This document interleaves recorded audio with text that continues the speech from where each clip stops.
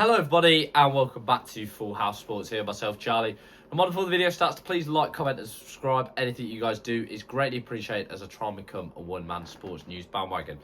Now the Winter Olympics is done, finished on Sunday with the closing ceremony at Milano Cortina in 2026, and what a games it was. I think it was a games that really captured the imagination of a lot of people in a world when we're living in, especially a sporting world, which is becoming ever more corporate and filled with sponsorships and social media, and a divided world as well. It was games that I think really hit the mark in all different aspects. You know, there wasn't the corporate, yes, there's sponsors, of course there's always going to be sponsors, but there wasn't that side of things. It felt like sport at its purest, and that for me is all you can ask for.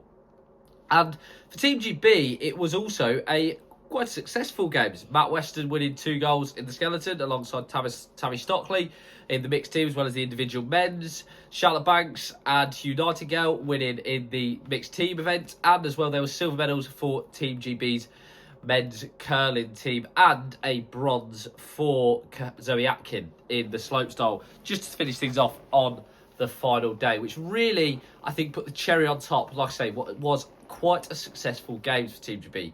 And moving forward into 2030, it really, I think, indicates the promise that Britain is showing at the moment in these events. I said before the games on a video that I thought this could be our best one yet. And I think, like I said, there was some disappointments, of course there was, but there was also some real high points. Of course, Weston being one of them and Tammy Stockley, but as well, the mixed team snowboard event is fantastic, and Zoe Atkin. And I think as well, although it sounds bizarre to say now, what I think was also really good was the amount of fourths, because it shows that we're knocking on the door.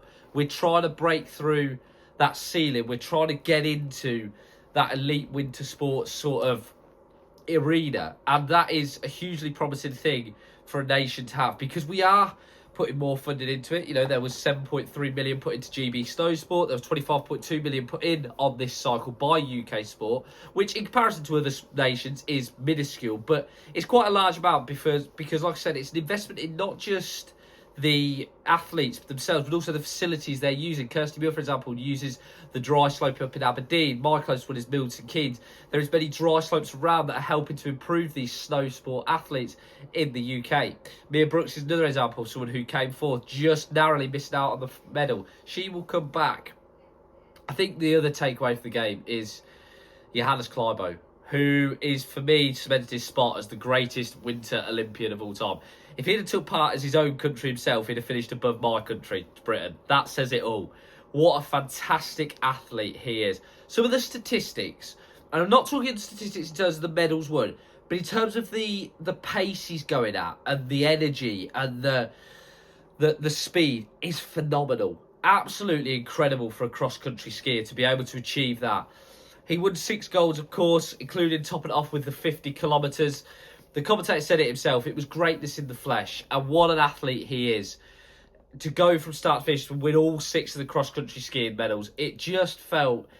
I think it felt a little bit like what I remember Michael Phelps feeling like in 2008. Just that sense of inevitability.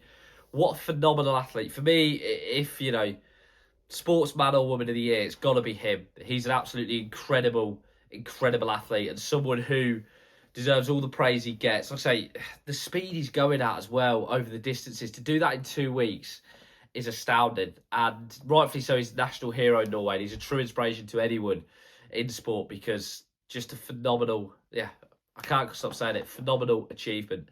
There was other high points, of course, was I think the ice hockey towards the end. The USA-Canada rivalry really captured the imagination. USA eventually getting the gold in both the men's and women's. Some controversy afterwards, there always is between those two, and that is a rivalry that I think we are going to see develop and keep developing, especially with the, let's say, political tensions surrounding it as well. As always, guys, please like, comment, and subscribe. Let us know what you think of the games. It was absolutely fantastic, like I say, in my eyes. Really enjoyed it. Winter Paralympics coming up as well. There's hopes for Britain in that sense as well. As always, guys, thank you very much for watching. I've been Charlie, or Full House Sports. Have a great day.